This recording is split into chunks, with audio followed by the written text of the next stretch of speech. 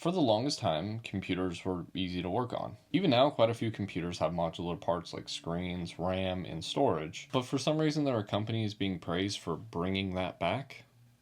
Why? Hello everyone, this is Matt from Real World Review, and today I'm going to talk about what's on my mind, as well as think of new ways to say that sentence. Today we're going to be talking about computer reliability. Specifically, I want to talk about something that may or may not have an actual term for it, but I like to call fake excitement. I actually use this computer right here that has very few replaceable parts, so to speak, and let's just get that out of the way. I have an M1 Max MacBook Pro from 2021, and while I personally have access to a decent amount of parts, I would like to go through Apple directly. This is what we get from Apple directly. There are some small things like audio boards, a weird way to say headset jack, battery management flex cable, which should never fail unless you tear it, the bottom casing, which is quite a lot from Apple, fans, antennas, trackboards, USB-C boards, lid sensor, keys, and the top case for a keyboard. What's annoying about the last one is that you have to buy it if you want to change the battery at $527 after returning your old one.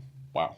It would cost me like $66, but nice guy Apple wants you to pay almost 10 times that and do way more work than needs to be done. Then we have the big ones like Touch ID, which again should never fail but needs to be programmed by Apple when that's changed. But then we have the display, which also needs to be programmed, as well as costing a decent amount of money at $667 after credits, which is not that bad compared to what they normally cost for me to buy them. Lastly, which is even more insane, is the $4,222 hold on my credit card that I'm going to have to put with hopes that Apple will give me back $3,634 when I send in my old logic board, which again needs to be programmed and has a Touch ID attached to it that you have to install into the new computer, even if you didn't need to remove it from your old computer. Why?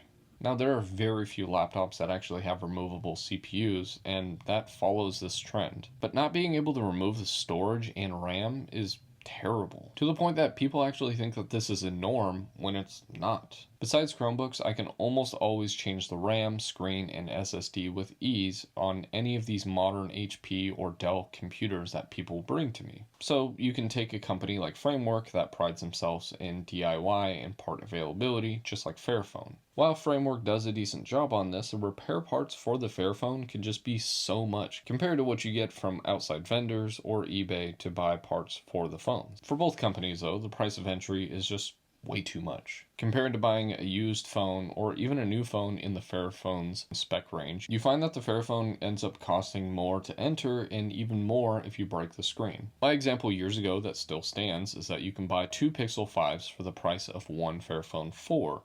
So why buy the Fairphone? Because it's easier to replace a screen on the Fairphone. But again, two phones for the price of one. Then you look at Framework, which has a $179 screen that's literally $85 on eBay and $43 on AliExpress. Go ahead, look it up and see for yourself. It is the BOE NE1357BM-N41 screen. So now we have Lenovo ThinkPad T14 and T16 laptops that are getting praised for their availability of parts and ease of repair, but what are they actually adding that hasn't been in laptops for years? Even the highest end, thinnest laptops have replaceable batteries, SSD, and RAM, with the RAM often being soldered on some of those, to be fair. The only story here is that they've decided to start selling parts through iFixit rather than through Lenovo, or not at all. And honestly, there's nothing wrong with that. I'm glad to see that changing parts is still a thing, something I would like to see on phones. Making a product with what you want is definitely the dream, like the Project Aura. 8 years ago, Google canceled this, but I still wish that this started. Sure, the issue is that it would make a thick device, and we do have a lot of added stuff nowadays, like multiple cameras, huge batteries, and headset jacks. Oh wait, those are very few and far nowadays. The flaw with that is that people would have to buy new parts rather than buying a new phone, but that simply is not true. Apple is a clear example of people thinking that the 12 series is old, moving to the 15 series, or people that have just upgraded every year.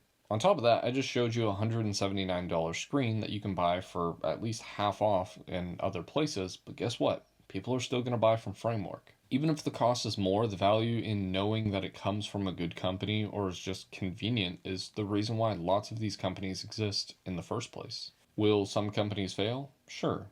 Should all of them fail? No, because after you make a product with good intentions, you should be rewarded. And while I can technically be seen as a hater, this is the life that we should be striving for. When buying food, you'll see a lot of buzzwords on packages that are attached to a higher price, but all in the goal of giving you cleaner, healthier, and guilt-free purchasing. Sure, carbon neutral can be used as a buzzword to make people think that a company is better than they really are, but at the end of the day, at least they're trying to do something good instead of being a terrible company and disregarding the world and the people in it. So, bringing this tangent back, I think lots of these articles just are having a slow news day, or maybe they upped the ad revenue on ads shown, and I just don't know. What I do know is that just because something is good doesn't mean it always has to be praised, because sometimes you'll do something good and not be praised for it.